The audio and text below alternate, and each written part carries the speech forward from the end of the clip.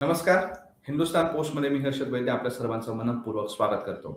नुकतेच 5 राज्यांच्या विधानसभांचे निकाल लागलेले आहेत आणि त्याच्यामधला सर्वात धक्कादायक आणि लक्षवेधी जो निकाल होता तो पश्चिम बंगाल या राज्याचा. पश्चिम बंगालमध्ये तिथल्या तोपर्यंतच्या मुख्यमंत्री आणि सत्ताधारी पक्ष असलेल्या तृणमूल काँग्रेस आणि त्यांच्या मुख्यमंत्री ममता बॅनर्जी यांचा पूर्णपणे धुव्वा उडालेला आहे आणि त्याच्यामध्ये खुद्द ममता दीदी सुद्धा पराभूत झालेल्या आहेत आणि आता पश्चिम बंगालमध्ये धमाक्यामध्ये सुवेंदू अधिकारी यांच्या नेतृत्वामध्ये भारतीय जनता पार्टीचं सरकार सत्तेवर येत आहे आणि त्यांनी जबरदस्त काय आपण बहुमत सुद्धा मिळवलेलं आहे.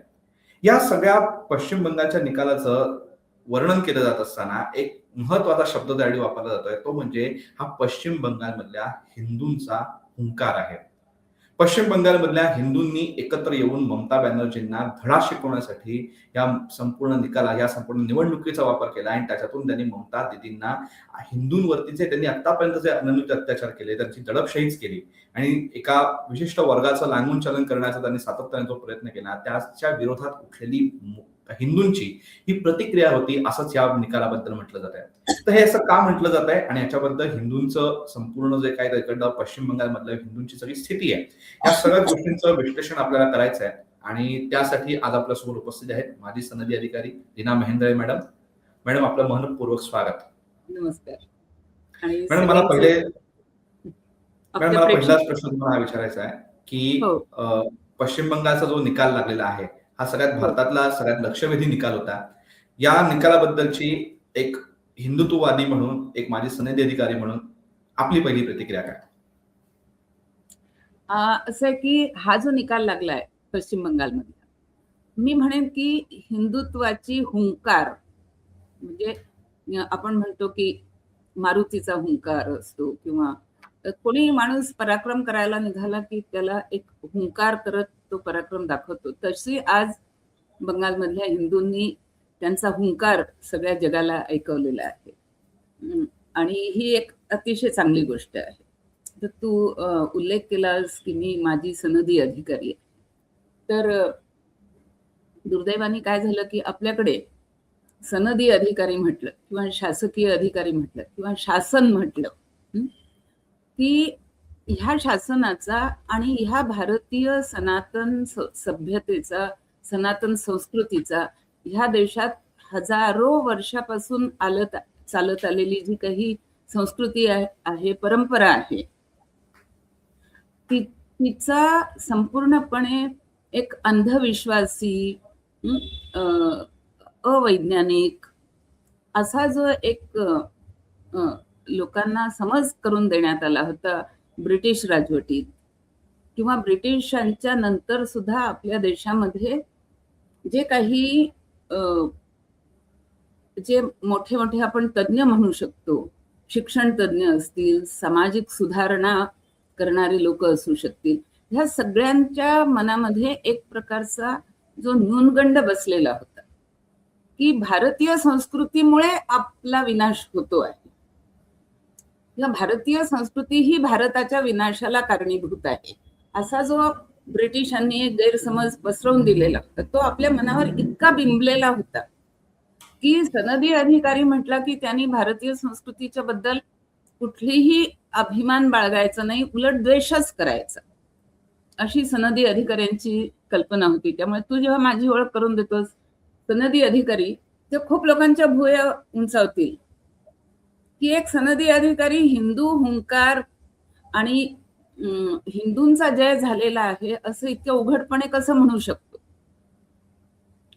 तर हे आपल्या देशाचं एक दुर्दैव होतं आणि खूप मोठ्या प्रमाणावर ते दुर्दैव अजून चालू आहे. म्हणजे आपल्या देशातल्या शासनकर्त्यांनी किंवा सनदी अधिकाऱ्यांनी अधिकारशाहींनी हिंदू धर्माबद्दल काही अभ्यास करायचा नाही, काही वाचायचं नाही, त्याला चांगलं म्हणायचं नाही, हा जो एक गैरसमज आपल्या देशामध्ये आहे ते जे वातावरण आहे मला असं वाटतं की हे मी स्पष्ट करणं गरजेचं होतं की एक माझी सनदी अधिकारी असून आणि काही वेळेला लोकांच्या मनात हेही येईल की मग मी सनदी अधिकारी असताना त्या पदावर असताना मी पक्षपात करत होते का? अजिबात नाही. याचं कारण भारतीय संस्कृतीमध्ये अधिकार करणाऱ्या व्यक्तीने कसं वागावं, न्याय करणाऱ्या व्यक्तीने कसं वागावं, शासन करणाऱ्या व्यक्तीने कसं वागावं आणि ते नेहमी नीतीनेच वागावं, ते न्यायानेच वागावं आणि सगळ्यांना समानपणे न्याय देत, सगळ्यांना समानपणे वागवत, कोणाविरुद्ध आकस न ठेवता त्यांनी आपलं कर्तव्य करावं. हीच आपल्या धर्माची शिकवण आहे, ही आपल्या भारताची शिकवण आहे, ही आपल्या भारताची हजारो वर्षांची शिकवण आहे. त्यामुळे मी सनदी अधिकारी असताना मी त्या शिकवणीप्रमाणे मी करत होते. पण आता सनदी अधिकारी हा मुद्दा बाहेर राहू दे, पण एक हिंदू म्हणून आणि ह्या राष्ट्राच्या सुरक्षेची काळजी असणारा एक नागरिक ह्या नात्याने जर का विचारलं तर हिंदूंचा हुंकार तर आहेच, कारण हिंदू संरक्षणाची एक खूप मोठी म्हणजे हिंदूंवर एक मोठं संकट जे येऊ घातलेलं आहे, अशी जी संकटाची चाहूल आज बऱ्याच लोकांना लागलेली आहे आणि बऱ्याच लोकांना लागलेली नाही. कित्येक लोक अजूनही आनंदात आणि आपण एका सुरक्षा कवचात आहोत अशा भावनेने आहेत. काही लोकांना असं वाटतं की खूप लवकर संकट येऊ घातलेलं आहे, काही लोकांना असं वाटतं की नाही हे संकट टाळता येण्यासारखं आहे. पण ह्याच्याबद्दल सतर्कता हवी हे सगळ्यांना पटतं. तर अशा ह्या परिस्थितीमध्ये हे जे काही बंगालीमध्ये घडलेलं आहे त्याचं महत्व हे फार मोठं आहे. भारताच्या सुरक्षेच्या दृष्टीने, हिंदूंच्या सुरक्षेच्या दृष्टीने, दोन्हीच्या दृष्टीने या घटनेचं मॅडम, तुम्ही आता तुमचं जे विवेचन केलं त्याच्यामध्ये तुम्ही एक महत्वाचा उल्लेख केलात की आपल्याकडे ही गोष्ट वारंवार आपल्यावरती थोपवलीच जाते की आपल्या सनातन धर्माला, आपल्या सनातन संस्कृतीला काय वाईटच म्हटलं जायचे आणि तरच तुम्ही या देशाचे नागरिक आहात किंवा या देशाचे पुरोगामी नागरिक आहात, असं काहीतरी त्याबद्दल एक आपली प्रतिक्रिया उमटते. तर ही सातत्याने आपल्याला थोपवलीच गोष्ट आहे. पण पश्चिम बंगालमध्ये ह्याच्याबद्दलची विपरीत प्रतिक्रिया उमटते आणि खऱ्या अर्थाने हिंदुत्वासाठी समोर येतात असं दिसत आहे. परंतु याच्यामध्ये मला तुम्हाला डिटेलमध्ये तुम्हाला विचारायचं आहे, स्पेसिफिक मला करून सांगा या गोष्टीबद्दल की हिंदूंचा हुंकार असं जे वर्णन केलं जात आहे तर हे का केलं जात आहे, असं काय तिथे झालं आणि कशा पद्धतीने हिंदूंनी ह्या सगळ्या गोष्टींसाठी आपला आवाज म्हणून या निवडणुकीचा वापर केला, काय वाटतं? म्हणजे हिंदूंचा हुंकार हा शब्द मीच एका माझ्या लेखात वापरलेला आहे की जो लेख आता रविवारी प्रसिद्ध झाला. हिंदूंचा हुंकार असं मला का वाटतं हे कळायकरता आपण थोडंसं बंगालच्या इतिहासामध्ये बघूया, बंगालच्या इतिहासाकडे जाऊया. तर बंगालचा इतिहास जर आपण बघितला तर स्वातंत्र्यानंतर लगेचच काँग्रेसचं राज्य, सिद्धार्थ शंकर रे वगैरे दिग्गज त्या काळातले मुख्यमंत्री होते. त्याच्यानंतर कम्युनिस्टांचं राज्य कित्येक वर्ष आणि त्याच्यानंतर ममता बॅनर्जीचं राज्य कित्येक वर्ष. आता ज्या वेळेला काँग्रेसचं राज्य होतं तेव्हापासूनच म्हणजे जरी भारताची फाळणी झाली असली आणि फाळणीप्रमाणे एक पूर्वी पाकिस्तान ह्या नावाचा एक हिस्सा जो बंगालला विभाजित करून एक दिला गेला पाकिस्तानकडे आणि तिथे हिंदूंच्या वर अत्याचार होतच राहिले. पण इथे जे मुसलमान राहिले त्यांना मात्र सगळ्या तऱ्हेच्या सुखसुविधा देण्यात आल्या आणि त्याच्याबद्दल काही कोणाचा आक्षेप असू नये, पण त्यांना सुखसुविधा देण्यासाठी हिंदूंचे हक्क मारले जाऊ लागले आणि हे पहिल्या अगदी थोड्याच पहिल्या 2-3 वर्षामध्येच हे उघडपणे दिसू लागलं की मुसलमानांना संतुष्ट ठेवण्यासाठी किंवा त्यांना ते आपले आहेत आणि आम्ही त्यांना आपलंच मानतो हे सिद्ध करण्यासाठी फक्त बंगालमध्ये नाही सगळीकडेच पण बंगालमध्ये जास्त ही एक जणू काही चढाओढ लागली की हिंदूंना वाईट म्हणायचं की हिंदूंचा हक्क डावलायचा तर मुसलमान खुश होतात. आणि जसं काँग्रेसचं सरकार गेलं आणि कम्युनिस्टांचं सरकार आलं तर कम्युनिस्टांचा एक आपण जर का जगभराचं त्यांचं चरित्र जर का आपण बघितलं तर हिंदूंना मात्र ते शिव्या देत राहतील की तुम्ही धर्म हा अफीमची गोळी आहे, हे जे त्यांचं वाक्य आहे की रिलिजन इज ओपियम म्हणून. तर हिंदूंवर हा आक्षेप सतत आहे की अरे तुम्ही धार्मिक आहात का, म्हणजे तुम्ही कम्युनिझमला मानत नाही, म्हणजे तुम्ही तुमच्या लोकांना अफीमची गोळी देऊन त्यांना अंधारात ठेवता आहात किंवा अज्ञानात ठेवता आहात, त्यांना नशेत ठेवता आहात. पण ख्रिश्चन किंवा मुसलमान ह्यांच्या विरुद्ध कम्युनिस्टांना काहीही आक्षेप नसतो अजिबात. तर हे जे काही कम्युनिस्टांचं चरित्र आहे भारतातलं, मग ते पश्चिम बंगालमध्ये असेल, ते केरळमध्ये असेल, ते JNU सारख्या संस्थेत असेल आणि ते अन्य कुठेही असेल, त्यांचं सगळं लेखन जर का आपण बघितलं तर हिंदू धर्मावर मात्र सतत त्यांनी आघात केलेत. आणि ते संपूर्णपणे नास्तिक, संपूर्णपणे अधार्मिक म्हणून ते ख्रिश्चन किंवा मुसलमान धर्मांवरही त्याचप्रमाणे ते आघात करत असतात का, ह्याचं उत्तर नाही. म्हणजे ते पक्षपाती आहेत. तर त्याचा परिणाम बंगालवर झाला. आणि नंतर ममता दीदी आली. आता ह्या तिन्ही वेळेला काय झालं आणि जे आसाममध्ये पण झालं की मुसलमान जर का, म्हणजे बांगलादेश, आता आपण बांगलादेश म्हणतो, त्यावेळेला पूर्व पाकिस्तान म्हणत होते. तर पूर्व पाकिस्तानामधून बॉर्डर क्रॉस करून जर मोठ्या प्रमाणावर मुसलमान आपल्या देशात आले, आपल्या देशात म्हणजे मग तो बंगाल असेल, त्रिपुरा असेल, मिझोराम असेल, तो आसाम असेल, तर तिथे जर का हे मुसलमान आले आणि सत्तेत असलेला जो राजकारणी आहे त्यांनी जर का ह्यांना आश्रय दिला, तिथे त्याला सत्तेत असल्यामुळे शक्य आहे, तर एकापर्यंत त्याची स्वतःची एक व्होट बँक त्याच्यासाठी निर्माण केली जाते आणि मग ती व्होट बँक त्याला कायम सत्तेत, म्हणजे ते सत्तेत टिकून राहण्याचं एक शस्त्र आहे की तुम्ही बांगलादेशमधून लोकांना आपल्याकडे येऊ द्या आणि त्यांच्यासाठी तुम्ही बोगस वोटिंगची काहीतरी पद्धत तयार करा की जे तुम्हाला सत्तेत असल्यामुळे शक्य आहे. त्यांना घरांची व्यवस्था करा, त्यांना सगळ्या सुखसोयी पुरवा. म्हणजे आता मुद्दा फक्त भारतात राहिलेल्या मुसलमानांना एक समान नागरिक म्हणून सुख सुविधा पुरवण्याचा उरत नसून, हे जे कोणी येत आहेत बांगलादेशमधून त्यांना सरसकट सगळ्यांना हव्या त्या सगळ्या सुविधा द्या आणि ते करण्यासाठी हिंदूंवर जास्तीत जास्ती तुम्ही आघात करत राहा. हे जे काही तत्वज्ञान आज गेले 75 वर्ष जवळजवळ बंगालमध्ये चालत होते आणि ह्याची परिणिती इतकी वाईट झाली की म्हणजे एका परीने बघितलं तर बंगालमध्ये म्हणजे पहिल्यांदा हिंदूंना नकारणं, त्यांना त्यांच्या विरुद्ध पक्षपात करणं, त्यांच्या सुख सोयी कमी करणं.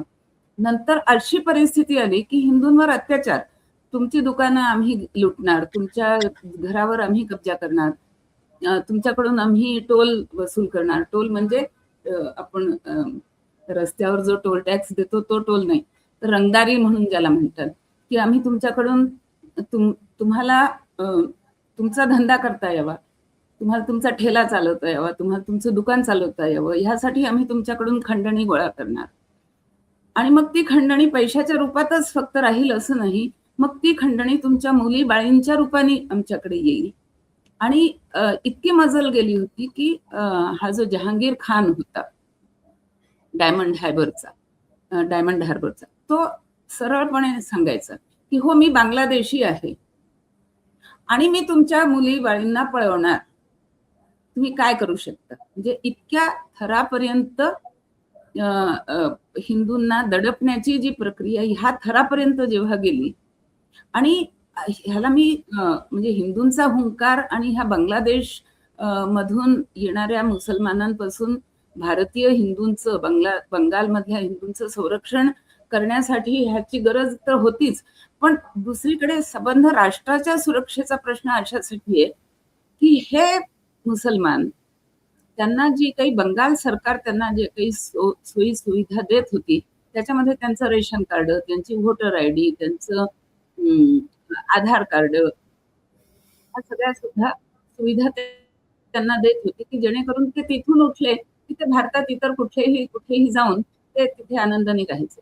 आता काल परवाच्या बातम्या आपण वाचतोय की महाराष्ट्रामध्ये आणि UP मध्ये हजारो बांगलादेशी नागरिकांची कार्ड साधारणपणे एका चॅनेलनी, आता मी व्हेरिफाईड आहे असं नाही सांगू शकत, पण एका चॅनेलनी असा दावा केलेला आहे की दररोज, आणि चॅनेलनी नाही, अश्विनी उपाध्याय म्हणून जे वकील आहेत नामवंत सुप्रीम कोर्टाचे, त्यांनी हा दावा केलाय की साधारणपणे दररोज 1000 ही बोगस आधार कार्ड बनली जातात. आणि आता युपीची बातमी तर अजूनही वाईट आहे. ती सांगते की ही बोगस आधार कार्ड बंगाली रोहिंग्यांची, म्हणजे बांगलादेशमधून आलेल्या रोहिंग्यांची ही आधार कार्ड हिंदूंच्या नावाने केली जात आहे.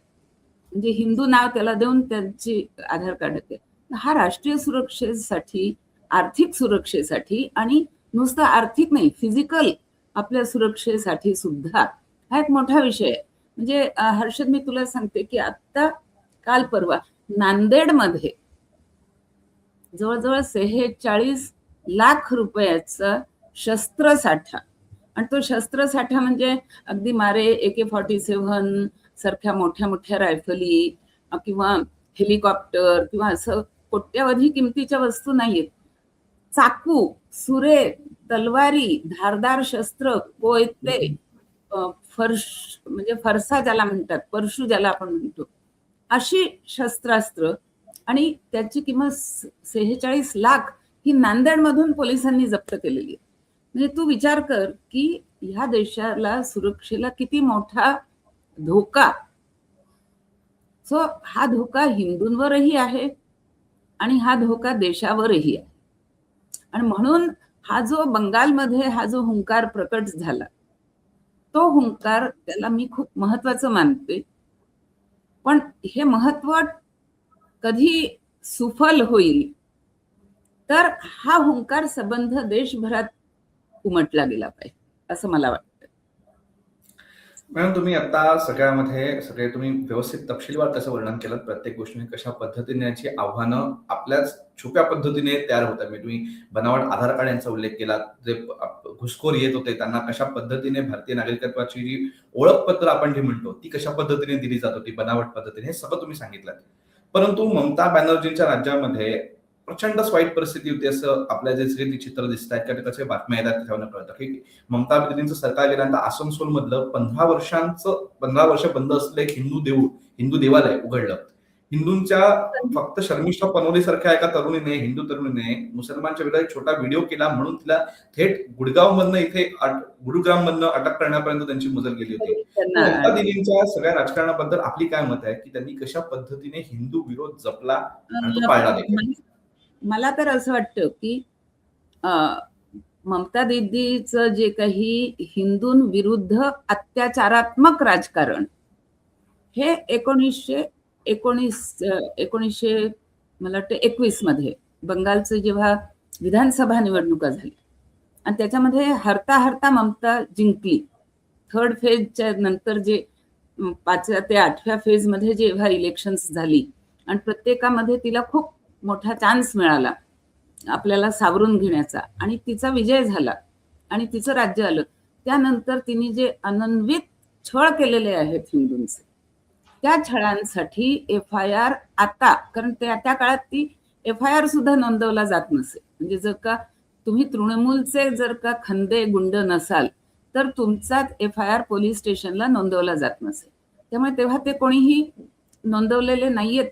पण ते गुन्हे आता प्रथम तातडीने नोंदवून घेणं, त्याच्यासाठी लागत असेल तर वकिली मदत पुरवणं, त्यासाठी पोलिसांची प्रॉपर इन्व्हेस्टिगेशन होणं आणि जे ह्या गेल्या 6 वर्षाच्या काळातले जे दोषी आहेत त्यांना तातडीने फास्ट ट्रॅक कोर्टमध्ये आणि संघटित गुन्हेगारी ह्या कलमाखाली त्यांच्यावर न्याय म्हणजे खटले चालवून आणि त्यांना शिक्षेची व्यवस्था ही झाली पाहिजे.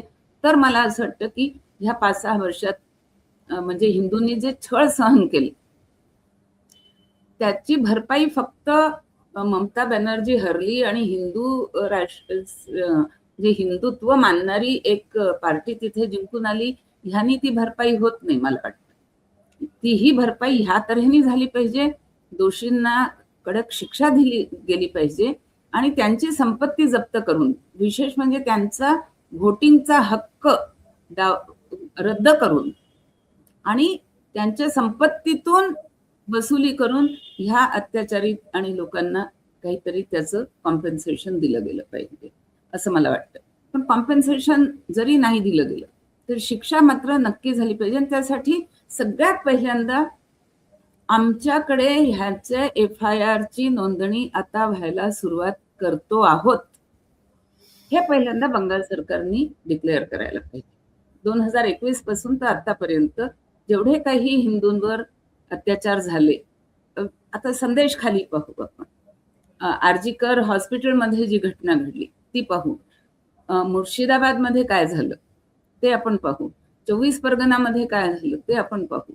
आणि जर का आपण रूपा गांगुली किंवा ह्या लोकांच्या स्टेटमेंट्स जर ऐकल्या, कधी कधी असं एखाद्याला वाटू शकतं की हा ठीक आहे, बीजेपीची ती मोठी नेत्री आहे आणि त्यामुळे ती थोडं एक्झॅजरेट करून सांगते का काय. पण माझं म्हणणं की तशी शंका मनामध्ये का ठेवायची. येऊ देत FIR, लोकांना सांगू दे. आज आपल्याकडे नाशिकचं जे प्रकरण झालं निदा खानचं, त्यात काय काय उघडकीला येत आहे. तर आपण जर का ह्या दोघांकडे एकत्रितपणे बघायला नाही शिकलो आणि तिथल्या तिथे त्यात तात्पुरतं तिथलं काहीतरी एक छोटी मलमपट्टी, इथे नाशिकमध्ये काहीतरी एक छोटी मलमपट्टी असं करत राहिलं तर आपली अख्खं संस्कृती ही फक्त मलमपट्टी करण्यामध्ये संपून जाईल. कधी तुमची शिरधडा वेगळी केली जातील ते तुम्हाला कळणार आहे. मॅडम, मला तुम्हाला या सगळ्या चर्चेतला शेवटचा प्रश्न असा विचारायचा आहे की आज आपण हिंदू आणि ममता बॅनर्जींचं कसं हिंदू विरोधी राजकारण होतं या सगळ्याबद्दल बोलतोय आणि कशा पद्धतीने आपल्या भोवती एक षडयंत्र रचलं जात आहे ह्याचे पण तुम्ही आम्हाला सांगितलं सगळ्या गोष्टी. मला त्यामध्ये एकच मला प्रश्न असा विचारायचा आहे की येस, आता आपण निवडणुकीच्या माध्यमातून हिंदूंनी एकत्र येऊन हे सरकार बदललं. तुम्ही म्हटलं तर सरकार बदलून काही फायदा होणार नाही. मग हिंदूंनी नेमकं काय केलं पाहिजे असं तुम्हाला वाटतं की जेणेकरून या अशा प्रवृत्तींचा बंदोबस्त होईल? आपल्याला काय वाटतं? हा, मग मी एक तर सांगितलं की पहिली तत्काळ जी करायची गोष्ट आहे ती म्हणजे FIR करा आणि जे कोणी दोषी होते त्यांचे दोष पुढे आणा, त्यांचे दोष समाजा पुढे येऊ देत, मांडले जाऊ देत. तो आत्मविश्वास, ते धैर्य त्या पीडित लोकांना द्या, ही एक गोष्ट. राष्ट्रीय पातळीवर जर का विचार करायचा म्हटलं तर मी असं म्हणेन की बांगलादेशची खुमखुमी जिरवायला पाहिजे. म्हणजे तिथले लोक उघडपणे म्हणतात कि ममता, तुम दिल्ली के विरुद्ध में खड़ी रहो, हम 17 करोड मुसलमान तुम्हारे पीछे हैं. म्हणजे त्यांना मुळात काय करायचंय की 1947 मध्ये जो काही जिनांचा आग्रह होता की अख्खा बंगाल हा तुम्ही पाकिस्तानमध्ये द्या, की ज्याला श्यामाप्रसाद मुखर्जींनी अतिशय तडफदारीची भूमिका घेऊन, अतिशय हिम्मत दाखवून आणि अतिशय धोका पत्करून त्यांनी त्या भूमिकेला ठामपणे विरोध केला. जी 1946 मध्ये डायरेक्ट ऍक्शन सारखी घटना घडली, त्याला तिथल्या हिंदूंनी विरोध करून थोपवलं आणि हिंदूंवरचं संकट टाळलं आणि अर्धा का होईना बंगाल वाचवला श्यामाप्रसाद मुखर्जींनी. तो अख्खा बंगाल गिळायला आज पुन्हा बांगलादेश प्रवृत्त आहे. तर मग कधी कधी आपण म्हणतो की आपण फक्त डिफेन्सिव्ह का राहायचं. म्हणजे मला इथे पुन्हा पृथ्वीराज चव्हाणची आठवण करून द्यायची की मोहम्मद गोरी त्याच्यावर आक्रमण करत होता, एकदा, दोनदा, तीनदा, चारदा. पृथ्वीराज काय म्हणत होता, ठीक आहे, मी किती सशक्त आहे, मी किती स्ट्रॉंग आहे, तो जेव्हा केव्हा आक्रमण करेल तेव्हा मी त्याला हरवणार आणि हरवलं की प्रत्येक वेळेला मी त्याला क्षमादान करणार. त्याऐवजी पृथ्वीराज चव्हाणनी एकदा जरी असा विचार केला असता की जे बुधादित्याच्या काळात गुप्त साम्राज्याच्या वेळेला झालं होतं, बुधादित्य आणि समुद्रगुप्त ह्या दोघांनी ते केलं होतं की शक हुण हे जेव्हा आक्रमण करत होते तेव्हा एकदा समुद्रगुप्तांनी ठरवलं की नाही, पुष्कळ झालं की त्यांचं आक्रमण झालं तर आम्ही थोपू नाही, आता आम्ही आक्रमण करू. आणि म्हणून हुण आणि शक जे यायचे थांबले, आक्रमण जी थांबली, त्याचं कारण हे होतं की गुप्त साम्राज्याच्या राजांनी त्यांच्यावर जाऊन हल्ले केले आणि त्यांना नेस्तनाबूत केलं. हे पृथ्वीराजनी केलं असतं तर गोरी आला नसता. आणि हे जर का आज भारताने नाही केलं तर आपल्यावर हे बांगलादेशचं संकट कायम राहणार आहे. आज बांगलादेश मधल्या हिंदूंची काय अवस्था आहे, त्यांचं आपण काही लागतो का नाही देणं. एक राष्ट्र म्हणून जर आपण विचार केला, एक हिंदू धर्म म्हणून जर विचार केला, तर आपण बांगलादेशमध्ये असलेल्या हिंदूंचं देणं लागतो. आणि मुसलमान कसं उघडपणे, बांगलादेशचे मुसलमान कसं उघडपणे म्हणतात की ममता दीदी तू दिल्ली विरुद्ध बोल, आम्ही तुझ्या पाठीशी आहोत का? तर तू असलीस तर आम्हाला आमचे नागरिक बंगालचे म्हणजे बांगलादेशी नागरिक रोहिंग्या हे आम्हाला बंगालमध्ये घुसवता येतील. तू असलीस तर आम्हाला नुसत्या बंगालमध्ये नाही, आसाम, त्रिपुरा अख्ख्या भारतात घुसवता येतील. तू असलीस तर म्हणून आम्हाला तू पाहिजेस. तसं आपण का म्हणू शकत नाही? निदान माझं म्हणणं चटगाव जिथे हिंदू बहुल आहे, आपल्या चिकन नेकच्या जवळचे 3 जिल्हे की जिथे हिंदू बहुल जरी नसले तरी आपल्या सुरक्षेसाठी ते गरजेचे आहे. तुम्ही घ्या ना हे 4 जिल्हे. तर हे आक्रमण मला असं वाटतं आपण एकदा पुन्हा गुप्त काळाचा आणि मौर्य काळाचा इतिहास पुन्हा वाचून आपल्याला त्यातनं शिकायची गरज आहे. आज आपल्याला अर्जुनाच्या चरित्रातून शिकायची गरज आहे की अभिमन्यूचा वध झाल्यावर अर्जुनाने काय सांगितलं? एका दिवसात जयद्रथाचा नाश, एका दिवसात जयद्रथाचा नाश. आणि तो त्यांनी घडवून आणला. तो कृष्णाच्या मदतीने घडवून आणला, पण कृष्ण आधीपासूनच तयार होता ना, मी तुझ्या मदतीसाठीच आहे. त्यामुळे कृष्ण आणि अर्जुनांनी एका दिवसात जयद्रथाचा नाश केला. तर हे आपण जी आक्रमक भूमिका आहे, ती आक्रमक भूमिका तिचा आपण सन्मान करायला आणि तिचा गरज पडेल तेव्हा वापर करायला आपण शिकायची गरज आहे. म्हणजे विकासाची रणनीती, सर्वसमावेशी विकास वगैरे ह्या सगळ्या मुद्द्यांपासून मी आता खूपच बाजूला झालेली आहे. बेसिकली सनातन संस्कृती ही आज भारताबाहेर कुठेही नाही, हिंदू धर्म भारताबाहेर कुठेही नाही, पण निदान ह्या देशात तरी हा धर्म आणि ही संस्कृती टिकणार आहे का? आणि ती टिकावी अशी इच्छा असेल तर आज आपल्याला ऍक्शनची गरज आहे, not to wait for reaction. म्हणजे असं प्रत्येक वेळेला आपण त्यांचं आक्रमण झालं तर परतवू, आक्रमण झालं तर परतवू. त्यांनी केलं पुलवामा तर आम्ही घरात घुसून आक्रमण करू. पण आता अशी वेळ आलेली आहे की नाही, म्हणजे जे आता आपण अज्ञातवीर म्हणून म्हणतोय किंवा आपण जे धुरंधर म्हणून म्हणतोय, ते धुरंधर मोठ्या प्रमाणावर आणि उघडपणे करायची गरज. मॅडम, तुम्ही दरवेळीदा अशाच वेगवेगळ्या विषयांवरती आमच्याशी चर्चा करत असता, आमच्याशी संवाद साधत असता आणि आजही तुम्ही आम्हाला बंगालच्या निवडणुकीचं जे काही महत्वाच्या गोष्टी आहेत की हिंदूंनी त्यापासून काय शिकलं पाहिजे ह्याबद्दल तुम्ही सांगितलं आणि आमच्या प्रश्नांना सविस्तर उत्तर दिले, ह्याबद्दल हिंदुस्थान पोस्टतर्फे आपले मनःपूर्वक आभार. सगळ्या दर्शकांना आणि तुला हिंदुस्थान पोस्टला आभार आणि धन्यवाद. जय हिंद, जय श्रीराम. ह्या होत्या लीना मेहेंदळे मॅडम. त्यांनी आपल्याला जो पश्चिम बंगालच्या निवडणुकीचा जो निकालाचा हिंदूंच्या दृष्टीने काय अर्थ आहे आणि काय महत्व आहे हे त्यांनी आपल्याला अतिशय उघडपणे आणि अतिशय मार्मिक शब्दात त्यांनी समजावून सांगितलं आणि त्यामधनं आपण कशा पद्धतीने सत्य त्याच्यामधनं आपण काय शिकलं पाहिजे आणि खरी भूमिका काय घेतली पाहिजे हे त्यांनी आपल्याला समजावून सांगितलं. ही मुलाखत तुम्हाला कशी वाटली कमेंट बॉक्समध्ये नक्की सांगा आणि असंच माहितीपूर्ण व्हिडिओज बघण्यासाठी हिंदुस्थान पोस्ट युट्यूब चॅनलला सबस्क्राईब करा आणि फेसबुक पेजला लाईक फॉलो करायला विसरू नका. धन्यवाद.